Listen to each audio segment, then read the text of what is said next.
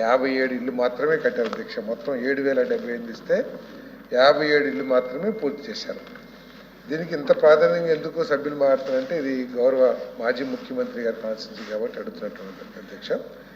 తప్పకుండా వీరు రాంభూపాల్ రెడ్డి గారు జిల్లా పరిషత్ మీటింగ్లో అవకతవకలు జరిగినాయంటే నాన్ లోకల్స్కి ఇల్లు ఇచ్చారు, ఎంప్లాయీస్కి కూడా ఇల్లు ఇచ్చారు, అంటే అర్హత లేని వాళ్ళకి ఇల్లు ఇచ్చారని చెప్పేసి ఒక సమస్యని లేవనెత్తారు అధ్యక్ష. కంప్లైంట్ చేశారు.